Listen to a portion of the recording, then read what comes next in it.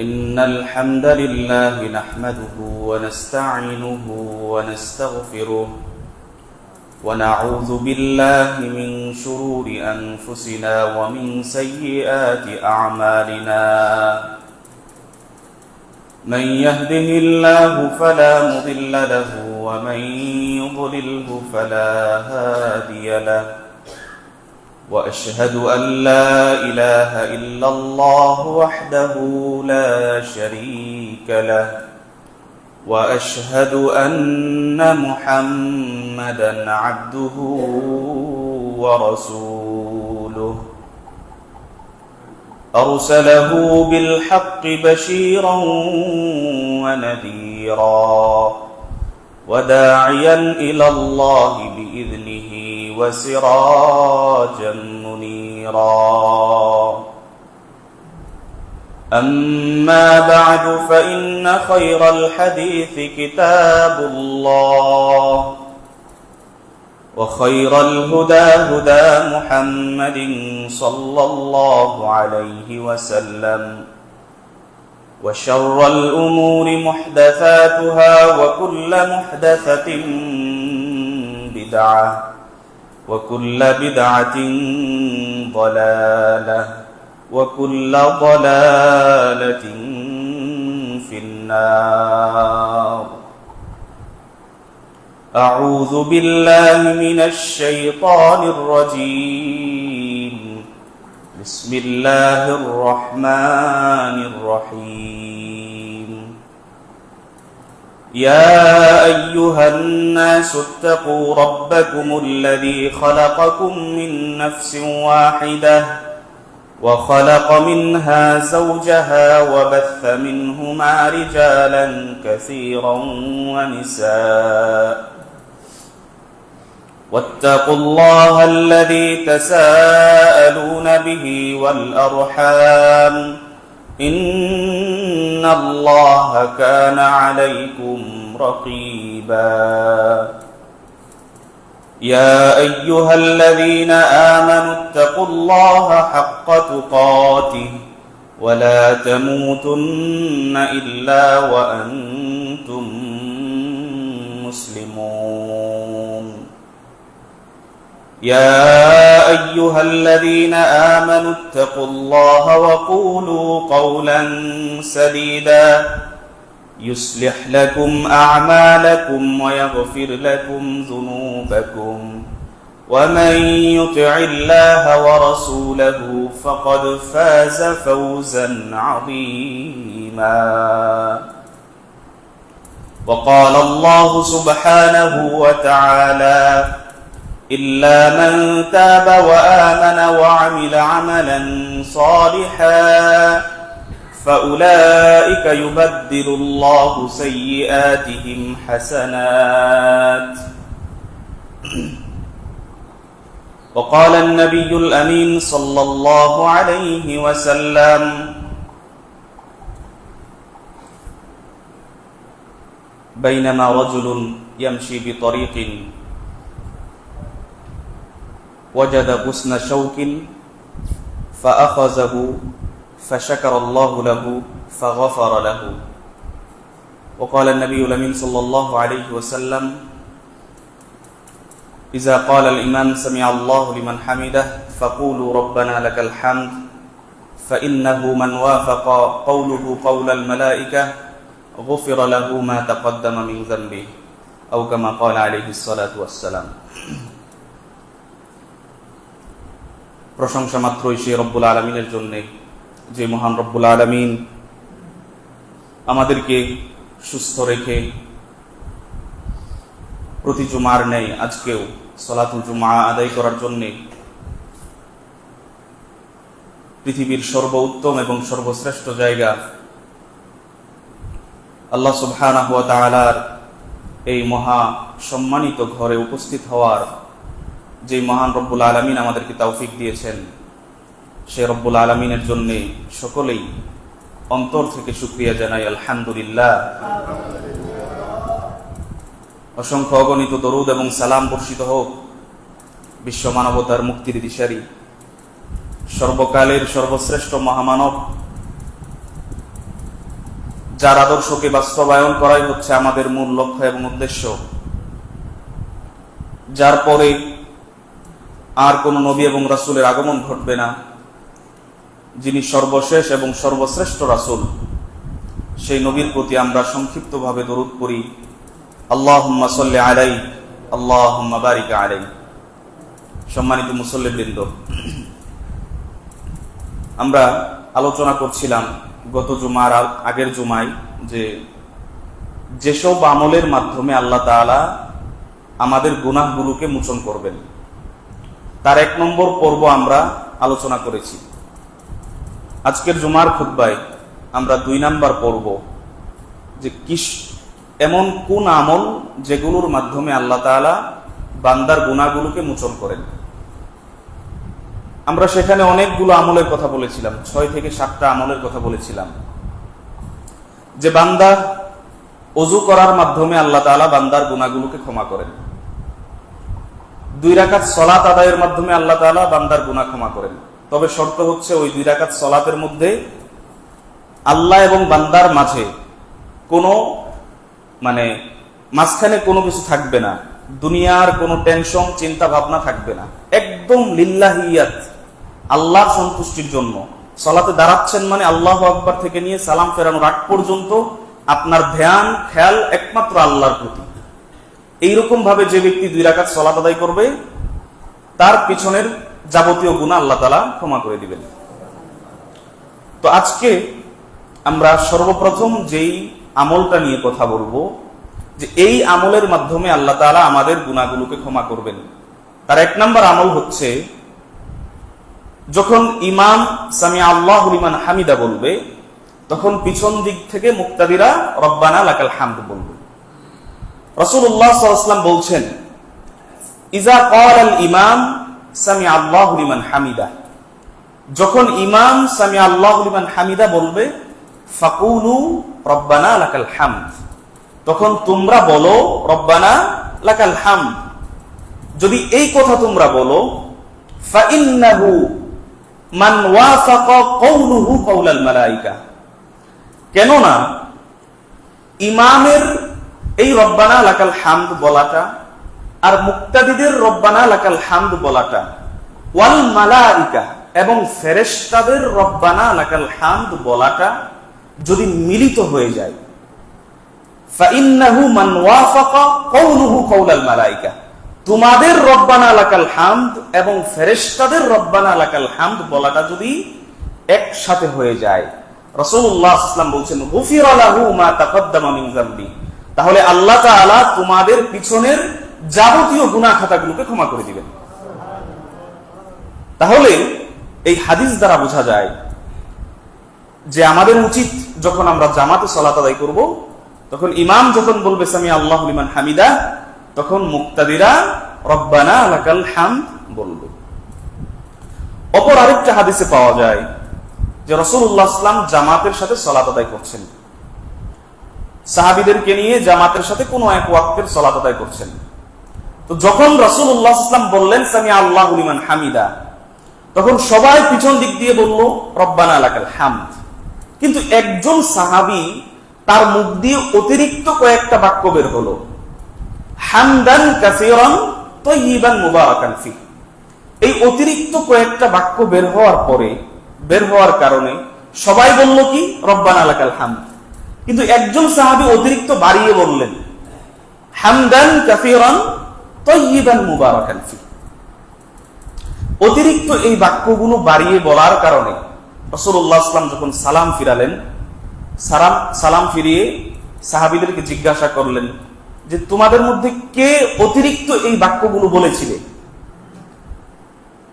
সবাই তো বলেছে রব্বানা লাকাল হামদ, কিন্তু একজন সাহাবী হামদান কাসীরান তাইয়িবান মুবারাকান ফি বলেছে।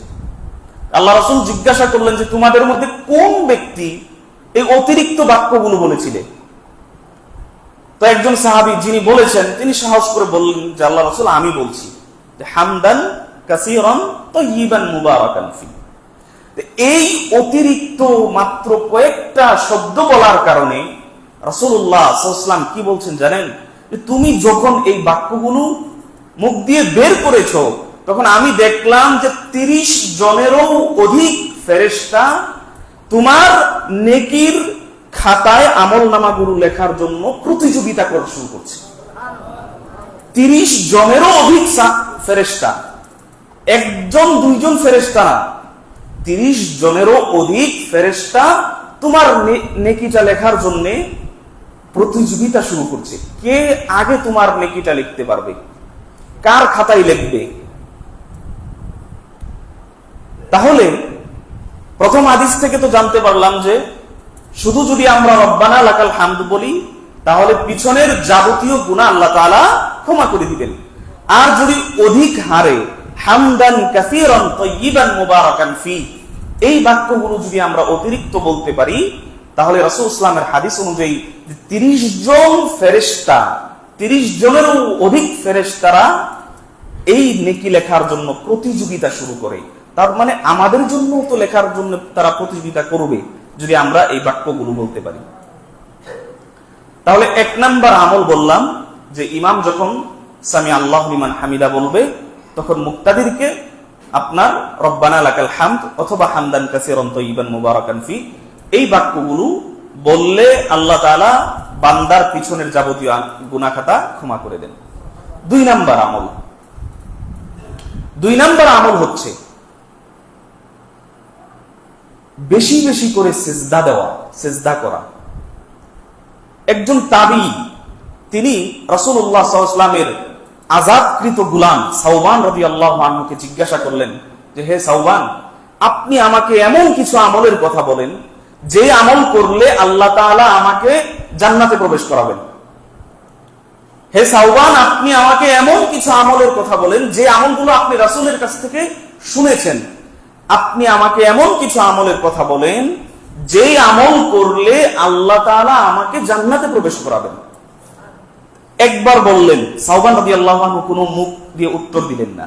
দ্বিতীয়বার বললেন, কোনো উত্তর দিলেন না। তৃতীয়বারের মাথায় যখন ওই তাবী ব্যক্তি যখন জিজ্ঞাসা করলো, তৃতীয়বারের মাথায় সাওবান রাদিয়াল্লাহু আনহু উত্তর দিলেন যে, আন কাসরাতি বিসসুজুদ, তুমি বেশি বেশি করে আল্লাহর জন্য সিজদা করবে। তুমি বেশি বেশি করে একমাত্র আল্লাহকে সন্তুষ্ট করার জন্য সিজদা করবে। কারণ সিজদার মধ্যে আপনি আল্লাহ তাআলার যতটা নিকটবর্তী হন, পৃথিবীতে অন্য কোনো জায়গাতে অন্য কোনো আমলের মাধ্যমে আপনি আল্লাহ তাআলার ততটা কাছাকাছি হতে পারবেন না, যতটা কাছাকাছি আপনি সিজদার মাধ্যমে হতে পারবেন। এই জন্য সাওবান রাদিয়াল্লাহু আনহু বলছেন যে তুমি বেশি বেশি করে একমাত্র আল্লাহ তাআলাকে সন্তুষ্ট করার জন্য সিজদা করবে। তাহলে বেশি বেশি করে সিজদা করার মাধ্যমে কিন্তু আল্লাহ তাআলা বান্দার গুনাহগুলোকে ক্ষমা করেন। আপনি সিজদার মাঝে গিয়ে আপনার যত দোয়া মুখস্থ আছে কোরআনের আয়াত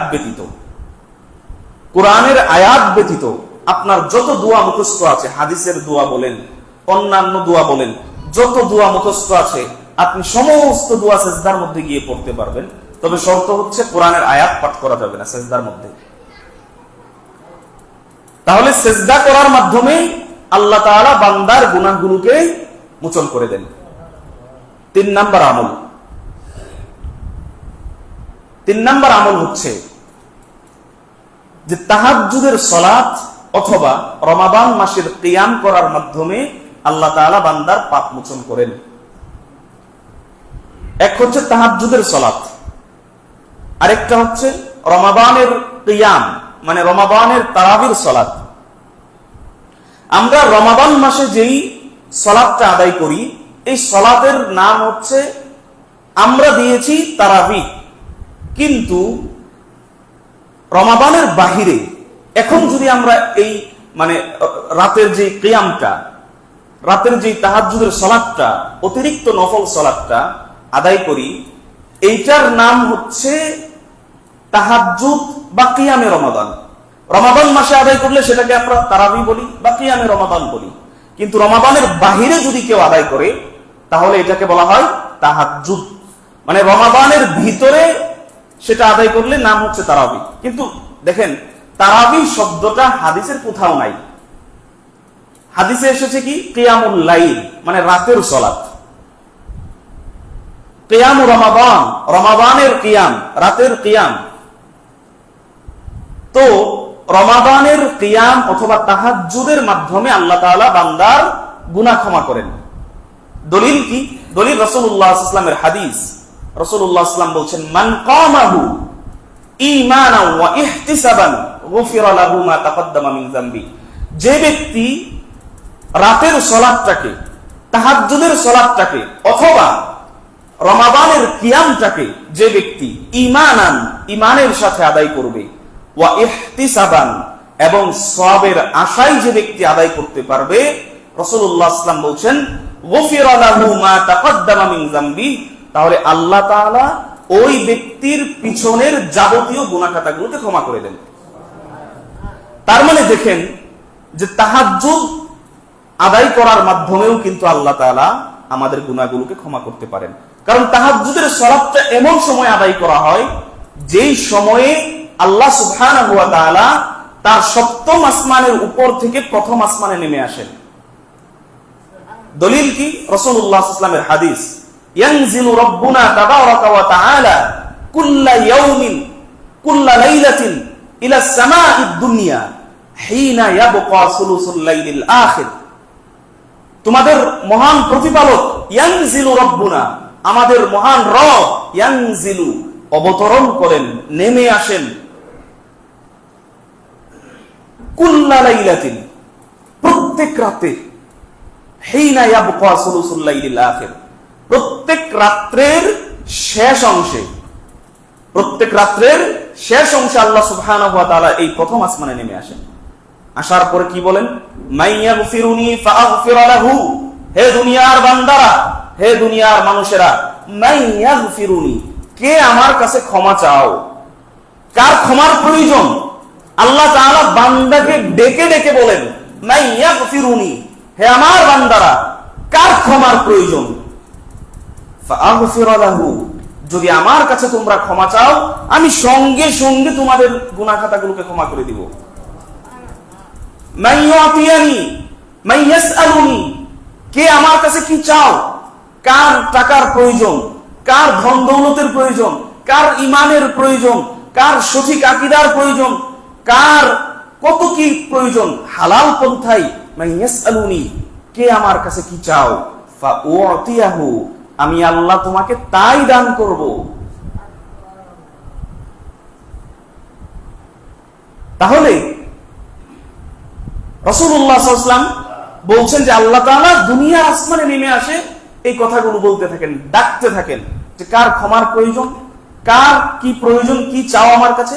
মাইয়াদউনি ফাআস্তাজিবা লাহু, কে আমাকে ডাকতেছো আমি তোমার ডাকে সাড়া দিব। সাথে সাথে আল্লাহ তাআলা আমাদের ডাকে সাড়া দিবেন। তার মানে এই আল্লাহ তাআলার কাছে ক্ষমা চাওয়াটা, আল্লাহ তাআলার কাছে কোনো কিছু চাওয়াটা, আল্লাহ তাআলাকে ডাকাটার সময়ই হচ্ছে তাহাজ্জুদের সালাত। তাহাজ্জুদের সালাত, তার মানে তাহাজ্জুদের সালাত আদায়ের মাধ্যমে আল্লাহ তাআলা আমাদের গুনাহ খাতাগুলোকে ক্ষমা করেন। 3 নাম্বার আমল গেল। 4 নাম্বার আমল, যেসব আমলের মাধ্যমে আল্লাহ তাআলা বান্দার গুনাহ মোচন করেন, তার মধ্যে 4 নাম্বার আমল হচ্ছে রাস্তা থেকে কোনো কষ্টদায়ক বস্তু সরিয়ে দেওয়া। রাস্তা দিয়ে চলতেছেন, তো রাস্তায় একটা মানে ইট পথ পাওয়া গেল, তো ইটটাকে যদি আপনি সরিয়ে দেন রাস্তা থেকে, এই ইটের মাধ্যমে অন্য একটা গাড়ি অ্যাক্সিডেন্ট হতে পারে, কোনো মানুষ ব্যথা পেতে পারে, এইরকম আশঙ্কা দেখা যায়। তো আপনি যদি রাস্তা থেকে ওই কষ্টদায়ক বস্তুটাকে সরিয়ে দেন, এটা আপনার গুনাহ ক্ষমার অন্যতম একটা কারণ হবে। দলিল, রাসূলুল্লাহ সাল্লাল্লাহু আলাইহি ওয়াসাল্লাম বলছেন, বাইনামা রাজুলুন ইয়ামশি বিত-তরিক, বাইনামা রাজুলুন ইয়ামশি বিত-তরিকিন, কোন একজন ব্যক্তি রাস্তা দিয়ে যাচ্ছে, কোন একটা মানুষ রাস্তা দিয়ে যাচ্ছে, যাওয়ার সময় ওয়াজাদা হুসনা শাওকিন, রাস্তার মধ্যে একটা কাঁটাযুক্ত ডাল পেল, রাস্তার মধ্যে একটা কাঁটাওয়ালা ডাল সে পেল।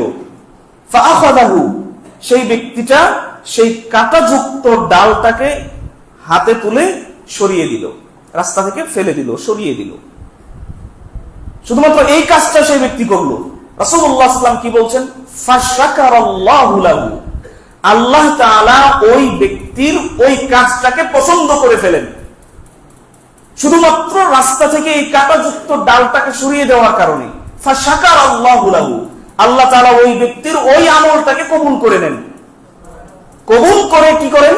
ফাগফারা লাহু, অতঃপর অবশেষে আল্লাহ তাআলা ওই ব্যক্তিকে শুধুমাত্র এই কাজটা করার জন্য আল্লাহ তাআলা তাকে ক্ষমা করে দেন। তার মানে আল্লাহ তাআলার কাছ থেকে ক্ষমা নেওয়া খুবই স্বাভাবিক একটা বিষয়, যদি আমরা আমাদের চিন্তা ভাবনাকে পরিষ্কার করে আল্লাহ সুবহানাহু ওয়া তাআলার কাছ থেকে ক্ষমা নিতে পারি, তাহলে খুবই সহজ। আল্লাহ তাআলা আপনাকে ক্ষমা করার জন্য সর্বদা প্রস্তুত রয়েছেন। আল্লাহ তাআলা বান্দাকে ক্ষমা করার জন্য সর্বদা প্রস্তুত রয়েছেন। বান্দা যে কোনো টাইমে আল্লাহর কাছে ক্ষমা চাইবে, আল্লাহ তাআলা সেই সময়ই বান্দাকে ক্ষমা করার জন্য প্রস্তুত। সাধারণ একটা রাস্তা থেকে কাঁটাযুক্ত ডাল ফেলে দেওয়ার কারণে যদি রাসূলুল্লাহ সাল্লাল্লাহু আলাইহি ওয়াসাল্লাম ওই ব্যক্তিকে ক্ষমার ঘোষণা দেন, একজন পতিতালয়ের মহিলা একটা কুকুরের বাচ্চাকে কূপ থেকে একটু পানি খাওয়ানোর কারণে আল্লাহ তাআলা ওই বেশ্যা মহিলাকে ক্ষমা করে জান্নাত দান করেছিলেন। ওই মহিলা জীবনে কোনোদিন ভালো কোনো আমল করেনি, ওই মহিলা জীবনে কোনোদিন ভালো কোনো কাজ করেনি, কিন্তু ওই মহিলা যখন দেখলো যে একটা কুকুরের বাচ্চা, একটা কুকুর পানির পিপাসায় মৃত্যুর কাছাকাছি হয়ে গেছে, খুব কষ্ট হচ্ছে, তখন ওই পতিতালয়ের মহিলা কূপ থেকে তার মোজাটা, একটা কাপড় অথবা একটা মোজার মতো একটা কিছু কূপের মধ্যে ফেললো। ফেলার পরে ওই মোজা দিয়ে যেই পানিটুকু আসলো, ওই পানিটুকু ওই কুকুরকে খাওয়িয়ে দিল। আল্লাহ তাআলা এই কাজটাকে তার কবুল করে নিয়েছেন। এই কাজের বিনিময়ে আল্লাহ তাআলা ওই পতিতালয়ের মহিলাকে ক্ষমা করে দিয়েছেন। তাহলে আমরা কি তাদের থেকে বড় গুনাহগার? আমরা তো ওই মহিলার থেকে বড় গুনাহগার না, যে একটা তার নিজের শরীরকে দিয়ে ব্যবসা করে। আল্লাহ তাআলা যদি ওই মহিলাকে ক্ষমা করতে পারেন শুধুমাত্র এই কাজটুকু করার কারণে, আপনি আমি সালাত আদায় করি, আপনি আমি হজ যাকাত আদায় করি, আপনি আমি সিয়াম রাখি, আপনি আমি জিকির আজকার করি, আপনি আমি আল্লাহর কাছে ক্ষমা চাই, তাহলে আল্লাহ আপনাকে ক্ষমা করবেন না? কিন্তু কাজ হচ্ছে যে আমরা আল্লাহ তাআলার কাছে ক্ষমা চাই না। যেসব কাজ করলে, যেসব আমল করলে আল্লাহ তাআলা আমাকে ক্ষমা করবেন, সেই আমলগুলো আমাদের দ্বারা করা হয় না। রাস্তা দিয়ে যাচ্ছেন, কোন একটা ইট পাটকেল পড়ে রইল, আপনি যদি একমাত্র আল্লাহ তাআলাকে সন্তুষ্ট করার জন্য সেই ইটটাকে ফেলে দিলেন রাস্তা থেকে, আল্লাহ তাআলা আপনাকে ক্ষমা করে দিতে পারেন। ওই ইটের দ্বারা একটা অ্যাক্সিডেন্ট হতে পারে, ওই ইটের দ্বারা একটা মানুষ কষ্ট পেতে পারে। শুধুমাত্র আল্লাহ তাআলাকে যদি সন্তুষ্ট করার জন্য এই কাজ করতে পারেন, দুনিয়ার কোনো মানুষ দেখবে না, শুধুমাত্র আল্লাহ তাআলা যদি দেখেন, এই কাজের মাধ্যমে আল্লাহ তাআলা আপনাকে আমাকে ক্ষমা করে দিতে পারেন। ব্যাপার না, আল্লাহ তাআলার কাছে ক্ষমা নেওয়া সাধারণ একটা জিনিস, কিন্তু আমরা আল্লাহ তাআলার কাছে ক্ষমা চাওয়ার মতো ক্ষমা চাই না।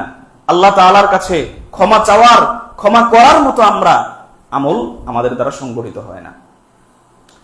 তাহলে 4 নাম্বার বললাম যে রাস্তা থেকে কোনো কষ্টদায়ক বস্তু সরিয়ে দেওয়ার মাধ্যমে আল্লাহ তাআলা বান্দার গুনাহগুলোকে মোচন করেন। 5 নাম্বার আমল হচ্ছে মুসাফাহা করার মাধ্যমে আল্লাহ তাআলা বান্দার গুনাহ ক্ষমা করেন। একজন মুসলিম আরেকজন মুসলিমের সাথে যখন সাক্ষাৎ হবে, রাসূলুল্লাহ সাল্লাল্লাহু আলাইহি ওয়াসাল্লাম বলছেন, মা মিন মুসলিমাইনি ইয়ালতাকিয়ানি, একজন মুসলিম আরেকজন মুসলিমের সাথে যখন সাক্ষাৎ হবে, ফায়াতাসাফাহানি, যখন সাক্ষাৎ হওয়ার পরে সালামের পরে 2 হাত একসাথে মিলালো, অর্থাৎ মুসাফাহা করলো। রাসূলুল্লাহ সাল্লাল্লাহু আলাইহি ওয়াসাল্লাম কি বলছেন? ইল্লা গুফিরা লাহুমা, আল্লাহ তাআলা তাদের উভয়কেই ক্ষমা করে দেন। কখন ক্ষমা করেন? ক্বাবলা আন ইয়াফতারিকা, তাদের দুইজনের একজন তাদের দুইজন একজন আরেকজন থেকে আলাদা হওয়ার পূর্বেই, মানে পৃথক হওয়ার পূর্বেই আল্লাহ তাআলা তাদের উভয়ের গুনাহ খাতাগুলোকে ক্ষমা করে দেন, শুধুমাত্র সালামের পরে দুই হাত মিলানোর মাধ্যমে, সাধারণ একটা মুসাফাহা করার মাধ্যমে আল্লাহ তাআলা বান্দার গুনাহ ক্ষমা করেন। অথচ আমরা সেই কাজ আমরা করি না। রাসূলুল্লাহ সাল্লাল্লাহু আলাইহি ওয়াসাল্লাম বলছেন, পরিচিত অপরিচিত ছোট বড় সবাইকে সালাম দাও। সালামের পরে আপনি সালামের মাধ্যমে মানুষের একজন আরেকজনের সাথে মহব্বত বৃদ্ধি হয়। সালামের মাধ্যমে সালামের অনেক ফজিলত রয়েছে। জান্নাতীদের প্রথম কথা কি হবে? সালাম। জান্নাতি যারা, তাদের অন্যতম একটা বৈশিষ্ট্য হচ্ছে তারা বেশি বেশি করে সালাম দিবে, দুনিয়াতে বেশি বেশি সালাম দিবে। তাহলে 5 নাম্বার আমল যেটা বললাম, যে একজন মুসলিম আরেকজন মুসলিমের সাথে সাক্ষাৎ হওয়ার পরেই যদি মুসাফাহা করতে পারে, তাহলে আল্লাহ তাআলা তাদের দুজনকেই ক্ষমা করে দিবেন, তারা দুইজন একজন আরেকজনের কাছ থেকে পৃথক হওয়ার আগেই। তবে এখানে কিছু কথা আছে। কথা হচ্ছে, এই মুসাফা করার সময় আমাদের অনেক কিছু ভুল হয়। যেরকম আমরা অনেকেই এক হাতে সালাম মুসাফা করি, আবার অনেকেই দুই হাতে করি, আবার অনেকেই মুসাফা করার পরে বুকে হাত দেই, বুকে হাত দেই। এইখানে সব থেকে বেশি যেটা মনে রাখবেন, যে মুসাফাহা করার পরে কখনো বুকে হাত দিবেন না। এটা হাদিস দ্বারা প্রমাণিত নয়। এটা হাদিসের মধ্যে পাওয়া যায় না যে সাহাবায়ে কেরাম একজন আরেকজনের সাথে মুসাফা করার পরে বুকে হাত দিয়েছেন, এই মর্মে কোনো হাদিস পাওয়া যায় না। তবে আপনি মুসাফাহা কয় হাতে করবেন, এইখানে হাদিসের মধ্যে কারো কারো কিছু বুঝার একটু ভুল রয়েছে, বুঝার একটু কম বেশি রয়েছে। কেউ কেউ একটু বেশি বুঝেছেন, কেউ কেউ একটু কম বুঝেছেন। তো অধিক শক্তিশালী মজবুত দলিলের মাধ্যমে বোঝা যায় যে সাহাবায়ে কেরাম এবং আল্লাহর রাসূল তাদের এক হাত দিয়েই মুসাফা করতেন, ডান হাত দিয়ে মুসাফা করতেন। তবে অনেকেই কিছু কিছু আলেমরা বুঝেছেন যে না, দুই হাত দিয়ে। তো এইখানে কথা হচ্ছে, দুইটা মতই পাওয়া যায়। তবে সৌদি আরবের উলামায়ে কেরাম তারা সবাই এই ফতোয়া দিয়েছেন, আসলে দুই হাত দিয়ে মুসাফা করার সহি কোনো দলিল পাওয়া যায় না। যদি সহি কোনো দলিল পাওয়া যেত তাহলে স্পষ্ট হাদিস আসতো। তবে স্পষ্ট হাদিস, বিশুদ্ধ সনদের হাদিস যেগুলো, সেগুলোর মাধ্যমে বোঝা যায় যে রাসূলুল্লাহ সাল্লাল্লাহু আলাইহি ওয়াসাল্লাম এবং সাহাবায়ে কেরাম তাদের এক হাত দিয়েই মুসাফা করতেন। এটাই সর্বসম্মতিক্রমে বিশুদ্ধ হাদিস দ্বারা প্রমাণিত। তাহলে আমরা চেষ্টা করব যে সালামের পরেই যেন আমরা মুসাফা করি। এই মুসাফাহা করার মাধ্যমে আল্লাহ তাআলা বান্দার গুনাহ খাতাগুলোকে ক্ষমা করেন। 5 নম্বর গেল। 6 নম্বর আমল হচ্ছে, যেসব আমলের মাধ্যমে আল্লাহ তাআলা বান্দার গুনাহ খাতা ক্ষমা করেন, তার মধ্যে 6 নম্বর আমলটা হচ্ছে অভাবী ব্যক্তিকে, অভাবগ্রস্ত ব্যক্তিকে অবকাশ দেওয়া। বুঝতেছেন কথা? মানে অভাবী ব্যক্তিকে সময় দেওয়া, অবকাশ দেওয়া। আপনার কাছ থেকে একজনের 500 টাকা হাওলাত নিল, ধার নিল, কর্জ নিল, আপনি তাকে কর্জ দিয়েছেন। ওই লোকটা অভাবগ্রস্ত, একদম একদম গরিব, অসহায়, সে তার দেওয়ার সামর্থ্য নাই, এইরকম ব্যক্তিকে আপনি টাকা ধার দিয়েছেন। তো এই ব্যক্তিটাকে যদি আপনি অবকাশ দেন, মানে একটু সময় বাড়িয়ে দেন, অথবা এমন একটা পর্যায়ে পৌঁছে গেছে যে আপনি, মানে সেই ব্যক্তি আপনাকে টাকা দেওয়ার মতো তার কোনো অবস্থা নাই, আপনাকে দিতে পারছে না, এমন সময় যদি আপনি ওই ব্যক্তিটাকে ক্ষমা করে দেন, রাসূলুল্লাহ সাল্লাল্লাহু আলাইহি ওয়াসাল্লাম বলছেন যে কানা তাজিরুন ইউদাইনুন নাস, জৈনক একজন ব্যবসায়ী ছিল। সেই ব্যবসায়ী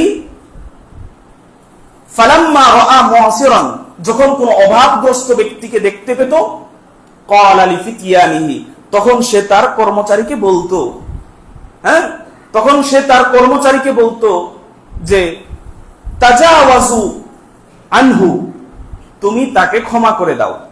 আমি তার কাছে যে টাকাটা পাই, যে জিনিসটা পাই, সে দিতে পারছে না। সে তার কর্মচারীকে বলতেছে তাজাওয়াজু আনহু, তুমি তাকে ক্ষমা করে দাও।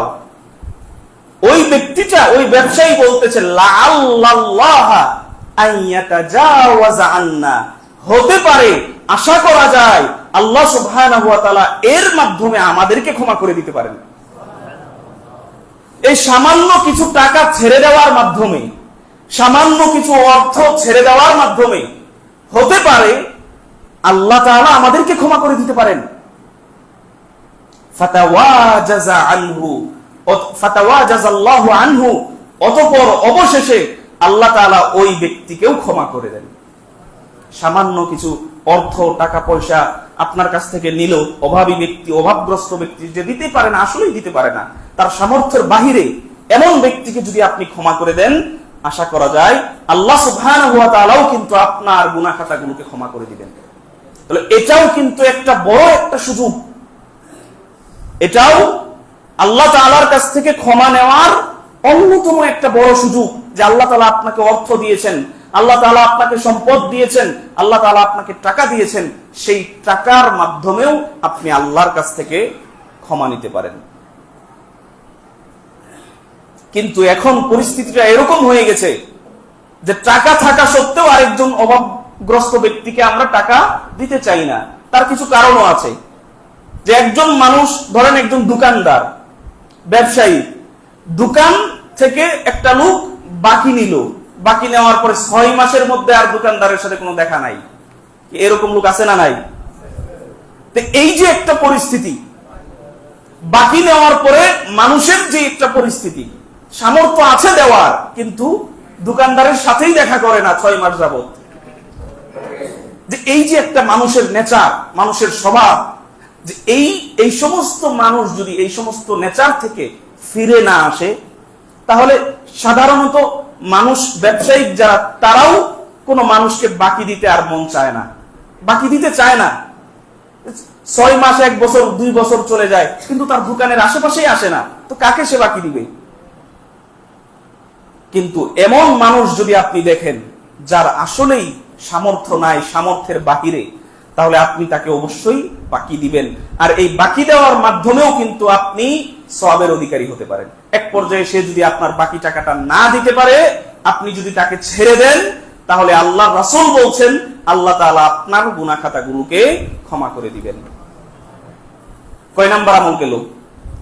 6 নাম্বার। 7 নাম্বার আমল হচ্ছে যে কোনো বিপদ আপদে ধৈর্য ধারণ করা।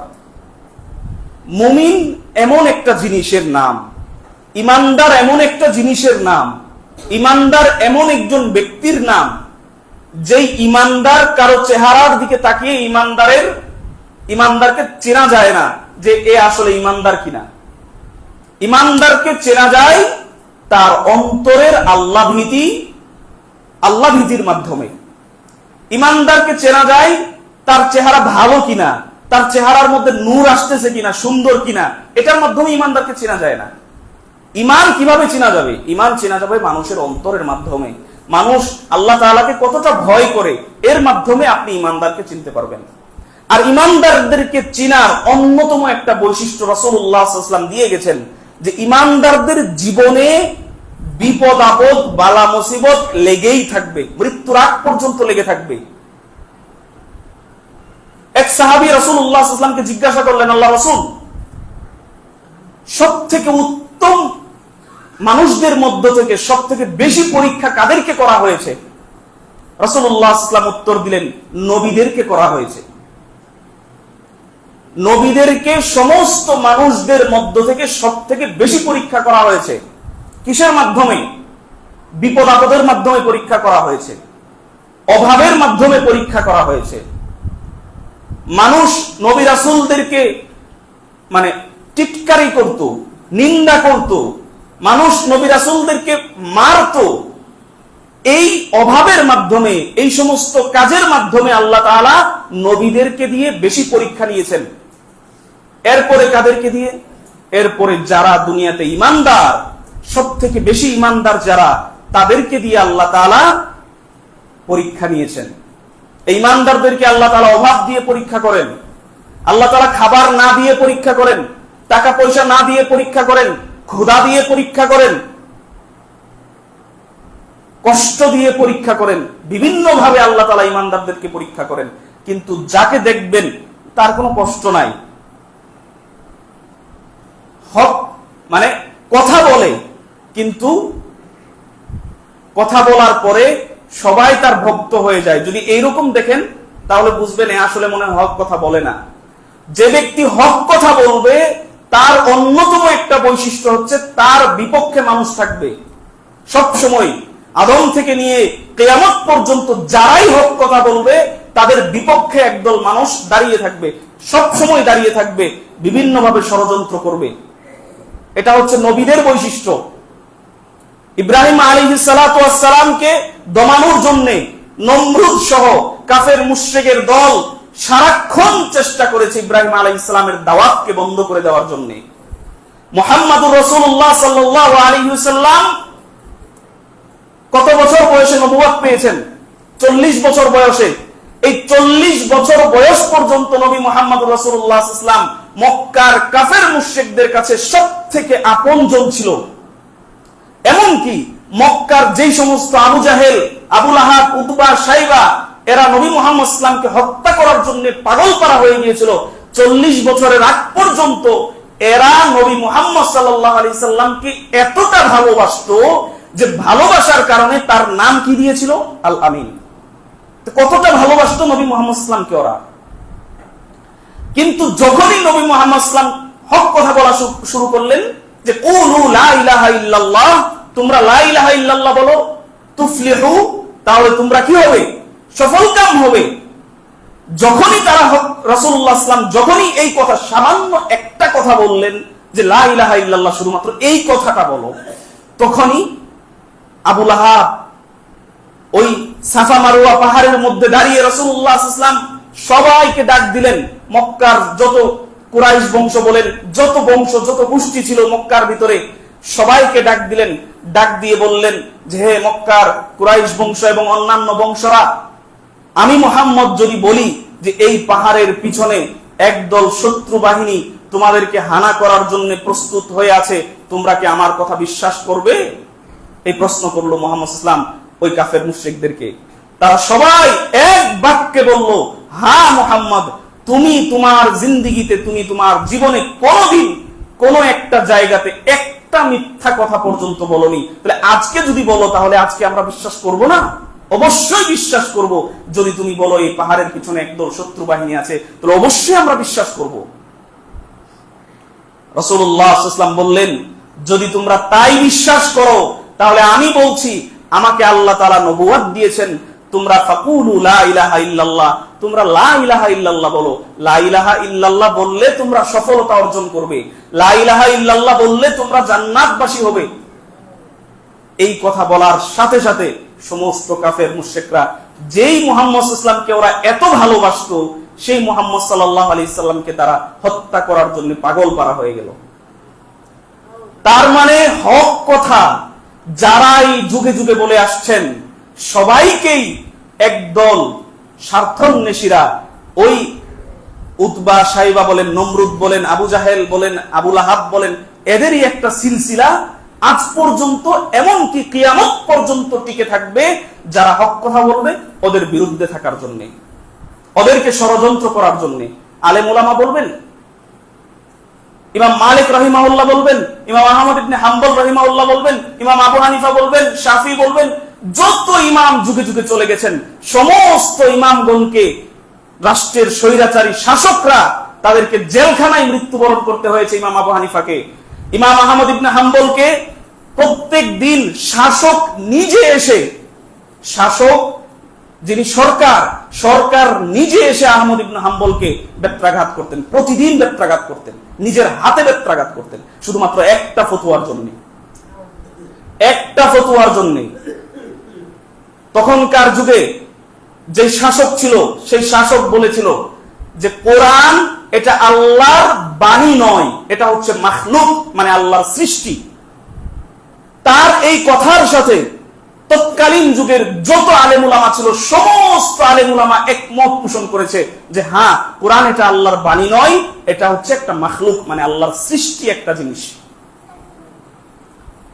কেন স্বৈরাচারী শাসকের সাথে সবাই একমত পোষণ করেছে? কারণ যদি তার সাথে একমত পোষণ না করে তাহলে তাদেরকে জেলখানায় বন্দী করবে, বিভিন্নভাবে জুলুম নির্যাতন করবে, অত্যাচার করবে। কিন্তু তৎকালীন যুগে একমাত্র ইমাম আহমদ ইবনে হাম্বল রাহিমাহুল্লাহ একমাত্র তিনি বলেছিলেন, না, আমাকে যদি মৃত্যু করা হয়, আমাকে যদি মৃত্যুবরণ করানো হয়, তারপরেও আমি আমার এই ফতোয়া থেকে বের হব না যে কোরআন এটা মাখলুক নয়। এই দুনিয়া, আসমান, জমিন যা কিছু দেখতে পাচ্ছেন, মানুষ যা কিছু দেখতে পাচ্ছেন, সব হচ্ছে কি মাখলুক, কিন্তু কোরআন এটা হচ্ছে আল্লাহর বাণী, এটা মাখলুক হতে পারে না, এটা আল্লাহর কথা, এটা আল্লাহর কালাম। এই কোরআনের মধ্যে যা কিছু আপনি দেখতে পাচ্ছেন, এই সব হচ্ছে কি আল্লাহ তাআলার কথা, আল্লাহ তাআলার কালাম। তো একটা সামান্য একটা ফতোয়ার জন্য আহমদ ইবনে হাম্বল তো পারতেন তার জীবনকে বাঁচাতে, কিন্তু যুগে যুগে নবী রাসূলদের থেকে নিয়ে যুগে যুগে সমস্ত উলামায়ে কেরাম তাদের হক কথা বলার কারণে তাদেরকে নির্যাতনের শিকার হতে হয়েছে। তাহলে বলছিলাম, কয় নাম্বার আমলের কথা বলছিলাম? হ্যাঁ, 7 নাম্বার। আচ্ছা, বিপদ আপদে ধৈর্য ধারণ করা। আর এই বিপদ আপদ একমাত্র ঈমানদারদের জন্য আসে। মৃত্যু পর্যন্ত তার নিজের বিপদ আসবে, তার পরিবারের বিপদ আসবে, তার আত্মীয় স্বজনের বিপদ আসবে, অর্থের দিক দিয়ে বিপদ আসবে, বিভিন্ন ভাবে আল্লাহ তাআলা তাদেরকে পরীক্ষা করবেন। এটা হচ্ছে ঈমানদারদের বৈশিষ্ট্য। 8 নাম্বার যে আমল করলে আল্লাহ তাআলা দুনিয়াতে বান্দার গুনাহ মোচন করেন, 8 নম্বর আমল হচ্ছে মন্দ কাজের পরেই ভালো কাজ করা। কোন একটা গুনার কাজ আপনি করলেন, সাথে সাথে যদি আপনি ভালো কাজ করেন, তাহলে আল্লাহ তাআলা আপনার গুনাহ খাতাগুলোকে ক্ষমা করতে পারেন। দলিল, আল্লাহ সুবহানাহু ওয়া তাআলা বলছেন, ইন্নাল হাসানাতি ইউযহিবনাস সাইয়্যাত, তোমরা মন্দ কাজকে প্রতিহত করো কি দিয়ে? ভালো কাজ দিয়ে। একটা মন্দ কাজ আপনি করেছেন, একটা মিথ্যা কথা আপনি বলে ফেলেছেন, আপনি সাথে সাথে কি বলবেন? আস্তাগফিরুল্লাহ, আল্লাহ তুমি আমাকে ক্ষমা করে দাও। এই যে মন্দ কাজের পরেই, মন্দ কথা বলার পরেই, খারাপ কথাবার্তা বলার পরেই আপনি যে ভালো কথাটা বললেন, আস্তাগফিরুল্লাহ, আল্লাহ তুমি আমাকে ক্ষমা করো, অথবা সুবহানাল্লাহ, আলহামদুলিল্লাহ বললেন, এই ভালো কাজের মাধ্যমে আল্লাহ তাআলা বান্দার গুনাহ ক্ষমা করেন। আবু যার রাদিয়াল্লাহু আনহু, আবু যার সাহাবী, আবু যার রাদিয়াল্লাহু আনহুকে রাসূলুল্লাহ সাল্লাল্লাহু আলাইহি সাল্লাম উপদেশ দিচ্ছেন। কি উপদেশ? 1 নাম্বার উপদেশ, আবু যার, ইত্তাকিল্লাহা হাইসুমা কুনতা, আবু যার তুমি যেখানেই থাকো না কেন, তুমি আল্লাহ তাআলাকে ভয় করবে। তুমি যেখানেই থাকো না কেন, তুমি কাকে ভয় করবে? আল্লাহ তাআলাকে ভয় করো। ওয়া আতবি'আস সাইয়্যাতাল হাসানা, এবং যে কোনো মন্দ কাজের পরেই তুমি একটা ভালো কাজ করে ফেলবে। যে কোনো একটা গুনার কাজ তুমি করে ফেলেছো, ওয়া আতবি'আস সাইয়্যাতাল হাসানা, যে কোনো খারাপ কাজ করার পরেই তুমি ভালো কাজ করবে। এই ভালো কাজ করার মাধ্যমে কি হবে? রাসূলুল্লাহ সাল্লাল্লাহু আলাইহি ওয়াসাল্লাম আবু যারকে বলছেন, তামহুহা, তাহলে আল্লাহ তাআলা ওই ভালো কাজের মাধ্যমে তোমার মন্দ কাজটাকে দূর করে তোমাকে ক্ষমা করে দিবেন।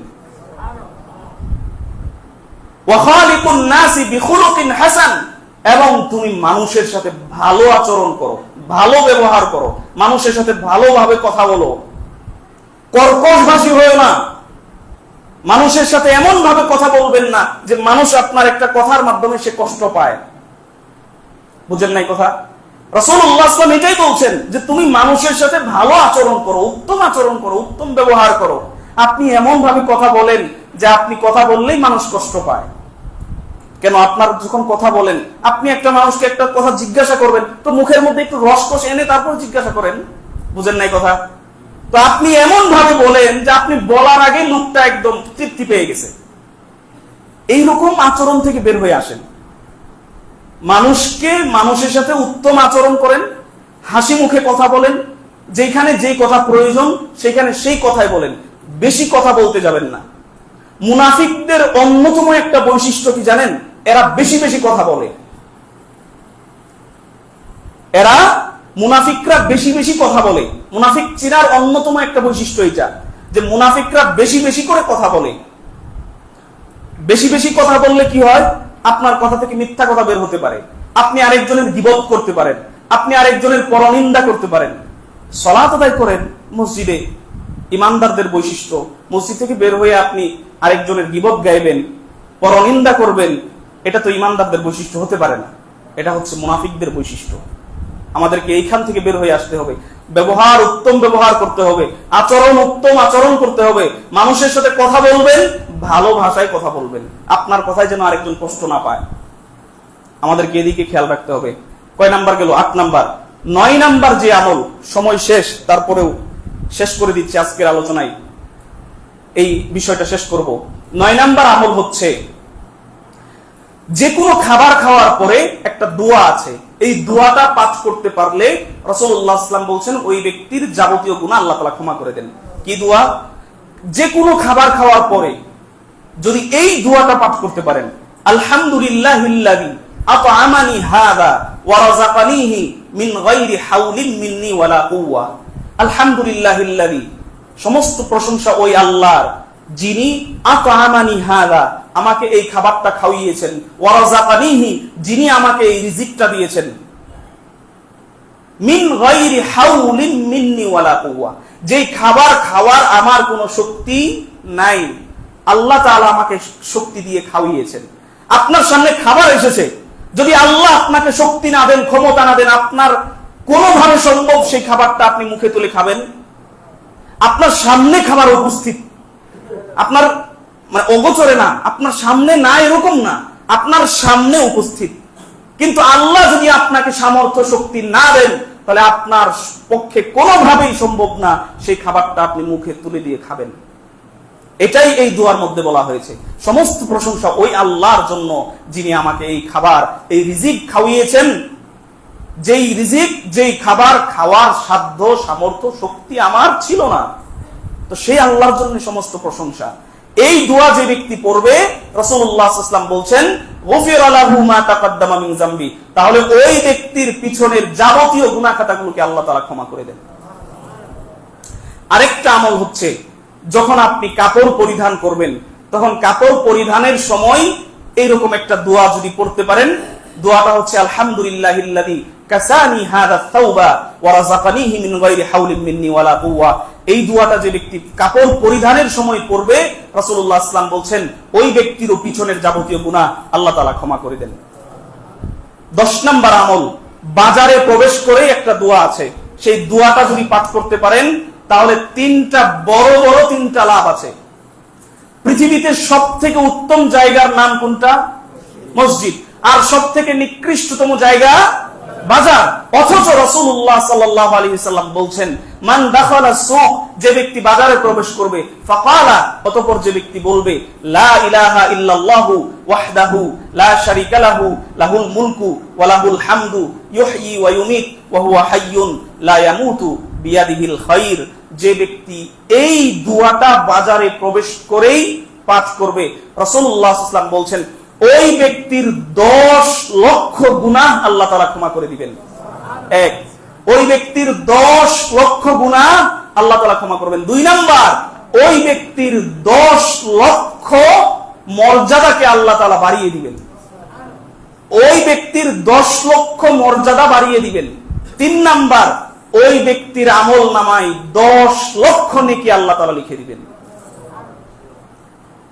যেই বাজারকে রাসূলুল্লাহ সাল্লাল্লাহু আলাইহি ওয়াসাল্লাম সর্বনিকৃষ্টতম বলেছেন, সেই বাজারে যদি আপনি প্রয়োজন অনুসারে যদি যান, যাওয়ার পরে কোনো গীবত না, স্টলে গিয়ে এই আলাপ ওই আলাপ, এই রাজনীতি ওই রাজনীতি, অমুকে কি করেছে তমুকে কি করেছে, এই আলাপ না করে যদি আপনি এই দোয়া পড়ে বাজারে গিয়ে আপনার যেই কাজ সেই কাজ শেষ করে যদি আবার চলে আসেন, তাহলে আপনার জন্য এই ফজিলত রাসূলুল্লাহ সাল্লাল্লাহু আলাইহি ওয়াসাল্লাম দিয়েছেন। কিন্তু বাজারে গিয়েই স্টলে গিয়ে একটা চা বললেন, আর দোকানদারকে বললেন যে একটা সিগারেট দাও। হ্যাঁ, এই তো আমাদের বাজারে যাওয়ার উদ্দেশ্যই তো এইটা, বাজারে গিয়েই সিগারেট খাবো, জর্দা খাবো, ইত্যাদি খাবো, এইটাই তো উদ্দেশ্য আমাদের। বাজারে যাওয়ার উদ্দেশ্যই হচ্ছে বাজারে গিয়ে যদি আপনার বাড়ি থেকে বলে যে মানে বাজার করে নিয়ে আসতে, ওইটা যদি 10% লাগে, আপনার ওই কাজটা লাগে 90%। বুঝেন নাই কথা? তো এই হচ্ছে আমাদের অবস্থা। আচ্ছা, 10 নাম্বার গেল। 11 নাম্বার এটা বলে শেষ করব, যে কোনো গুনাহ করার পরে যদি আপনি তাওবা করতে পারেন, তাহলে আল্লাহ তাআলা আপনার গুনাহ খাতা ক্ষমা করবেন। তাওবা করা, আল্লাহ তাআলা কুরআনুল কারীমের অনেক জায়গায় তাওবা করার কথা বলেছেন। তাওবাতান নাসুহা, মানে একনিষ্ঠ চিত্তে তাওবা করার মতো তাওবা করার কথা বলেছেন। তবে এইখানে একটা আয়াত আমি বলবো যে আপনি পিছনে আপনি কত বড় গুনাহগার সেটা দেখার বড় বিষয় না, আপনি জীবনে কত গুনাহ করেছেন এটা দেখার বিষয় না। আপনি যদি, আল্লাহ তাআলা বলছেন ইল্লা মান তাবা, যে ব্যক্তি গুনাহ থেকে ফিরে আসে অর্থাৎ তাওবা করে।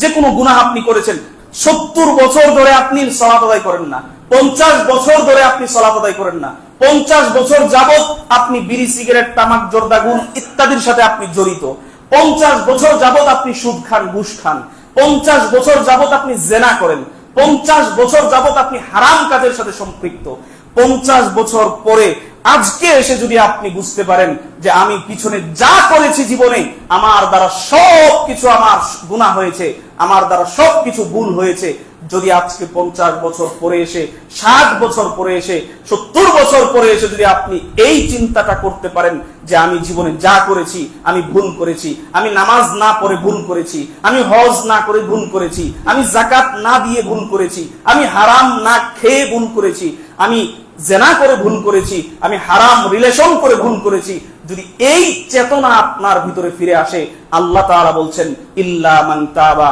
যে ব্যক্তি তাওবা করবে, ওয়া আমানা, এবং আবার নতুন করে যে ব্যক্তি ঈমান আনবে, ওয়া আমিলা আমালান সালিহা, এবং 3 নাম্বার হচ্ছে আবার নতুন করে ঈমান আনার পরে যে ব্যক্তি আমলে সলেহ করবে, সৎ কাজ করবে, ভালো আমল করবে। আল্লাহ তাআলা কি বলছেন জানেন? কয়টা আমলের কথা বললেন আল্লাহ তাআলা? 3টা।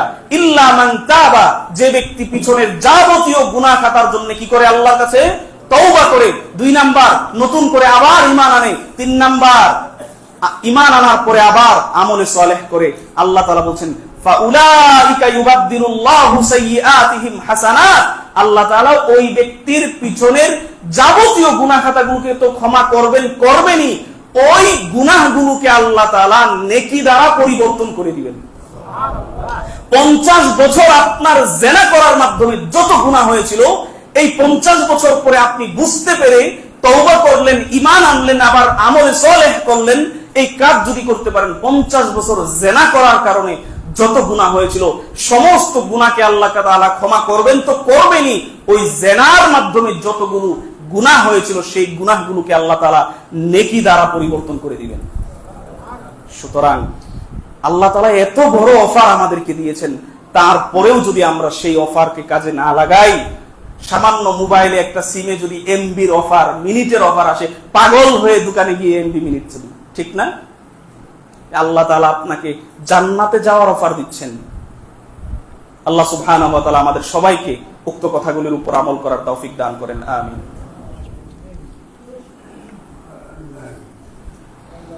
আলহামদুলিল্লাহ ওয়াহদা ওয়াসসালাতু ওয়াসসালামু আলা রাসূলিল্লাহ ওয়া আলা আলিহি ওয়া আসহাবিহি ওয়া মান ওয়ালা, আম্মা বা'দ।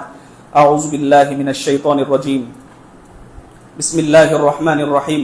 ইন্নাল্লাহা ওয়া মালাইকাতাহু ইউসাল্লুনা আলান নবী ইয়া আইয়ুহাল্লাযীনা আমানু সাল্লু আলাইহি ওয়া সাল্লিমু তাসলিমা। সবাই পড়ে ইব্রাহিম পড়ি। আল্লাহুম্মা সাল্লি আলা মুহাম্মদ ওয়া আলা আলি মুহাম্মদ কামা সাল্লাইতা আলা ইব্রাহিম ওয়া আলা আলি ইব্রাহিম ইন্নাকা হামিদুম মাজিদ। আল্লাহুম্মা বারিক আলা মুহাম্মদ وعلى آل محمد كما باركت على إبراهيم وعلى آل إبراهيم إنك حميد مجيد.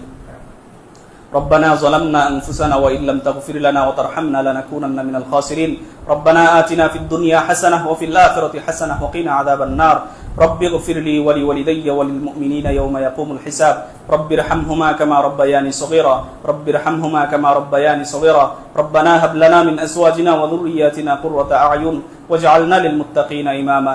اللهم أجرنا من النار. اللهم أجرنا من النار. اللهم إني أسألك جنة الفردوس. اللهم إني أسألك جنة الفردوس. اللهم أجرنا من النار. اللهم أعني على ذكرك وشكرك وحسن عبادتك. اللهم إني أعوذ بك من عذاب جهنم وأعوذ بك من عذاب القبر وأعوذ بك من فتنة المسيح الدجال. سبحان ربك رب العزة عما يصفون وسلام على المرسلين والحمد لله رب العالمين.